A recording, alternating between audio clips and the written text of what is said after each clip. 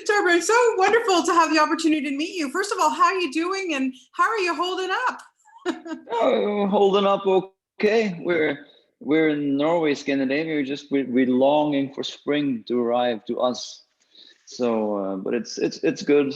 We're holding on in this strange world we're living right now. For sure. I tell you, I know I'm talking to you from Toronto, Canada, and spring is just on the horizon, and it just makes life so much better, I have to say, for sure. Yeah. Yeah. Congratulations on this movie. I gotta tell you, from the get-go, my heart did not stop racing. I was freaked out by the whole tunnel system thing. Oh my goodness. I had no idea that this even existed in Norway. I have to tell you, I was claustrophobic watching it. I can't imagine what it was like making it.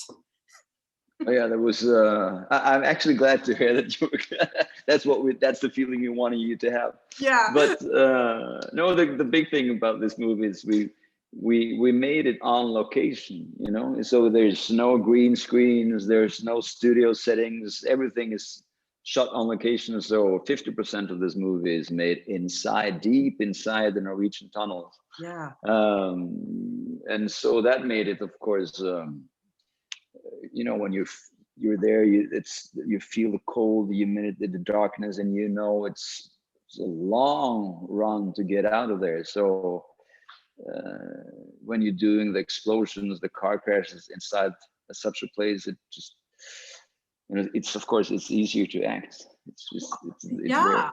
Absolutely. I mean, I like just watching it with, you know, I don't want to give away too much, but you know, when you say the explosions and you've got all that smoke and then the, like the fire, the stuff from the fire, and like, even as an actor, I know you prepare, but how do you even prepare for something like that? No, you know, it's always in your back in your mind, you know, we're making a movie here. I hope it's not going to happen for real. Seriously.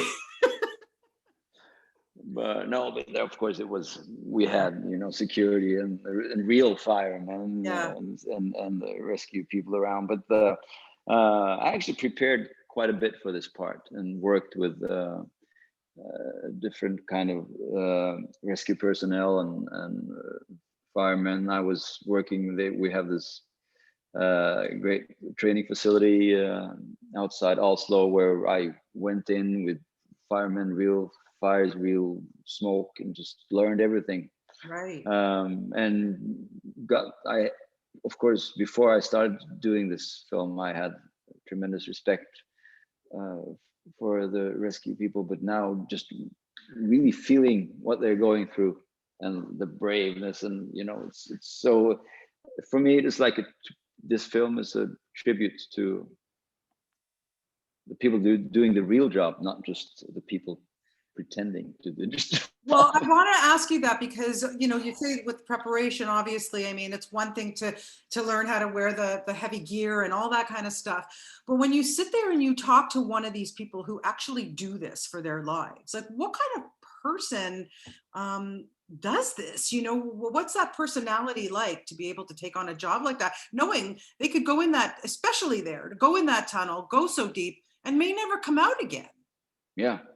And one thing that I've talked to a lot of people, and one thing, a common thing I always find, that they're so calm. Many of these men and women who's doing this for real, they have this, you know, calm and coolness around them, and I try to bring that into the character. Yes.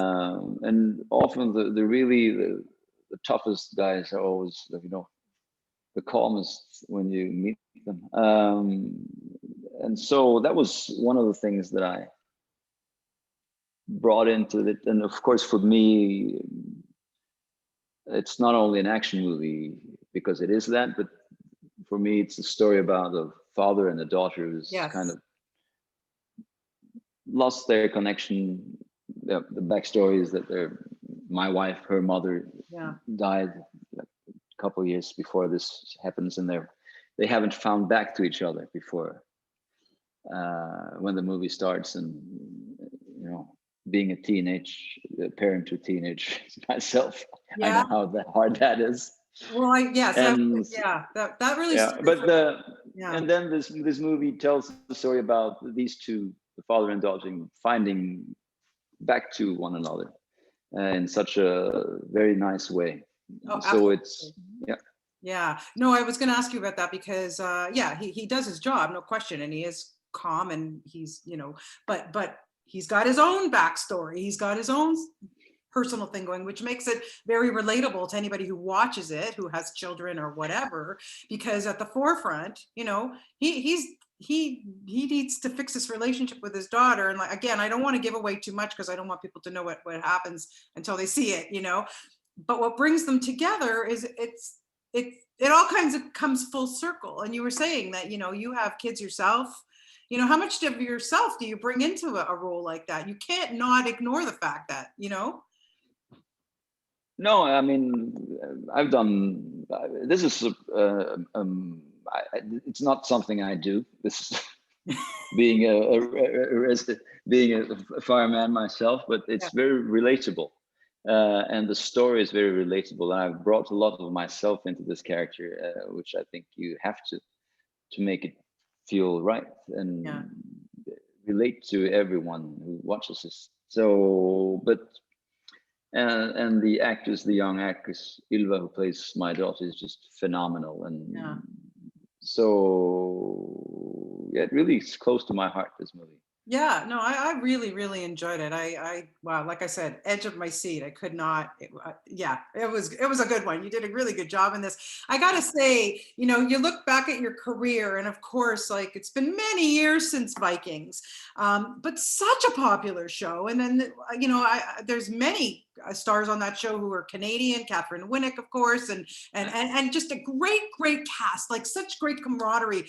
What did that show do for you and for your career? I'm sure, like I said, such a huge fan base and people are still watching it now on Netflix and it's insane. Yeah, I mean, for me, that was my international break. And if it hadn't been for Vikings, I would, still be acting in Scandinavia and be a happy man. But Vikings brought me the opportunity to work abroad. And so I've been lucky to do quite a bit of work outside Scandinavia, and it's been fantastic.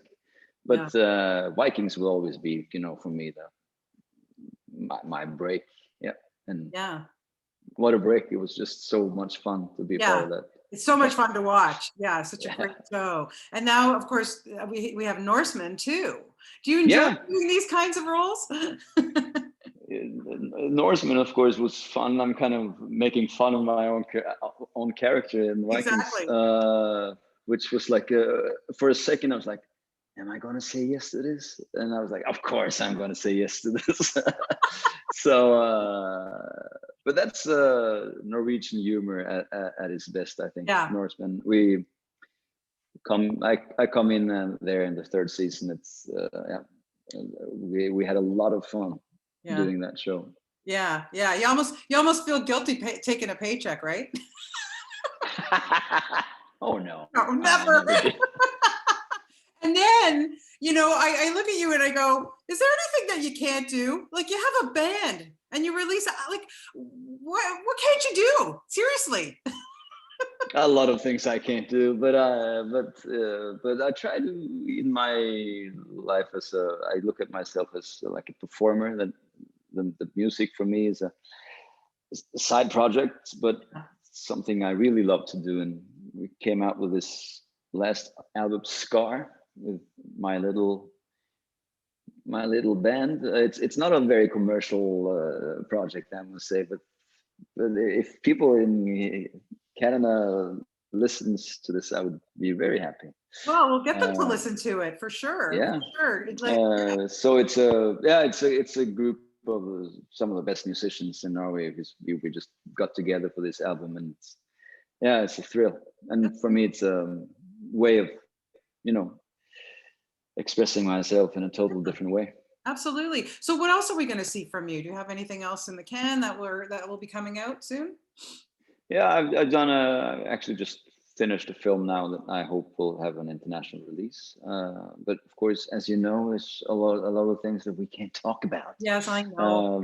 But the next time we will talk about that. We'll talk about that. Awesome. Well, I got to congratulate you on the tunnel. Like I said, I thoroughly enjoyed this movie. I thought it was so well done and interesting, but I just don't think I will ever drive through a tunnel again in my life.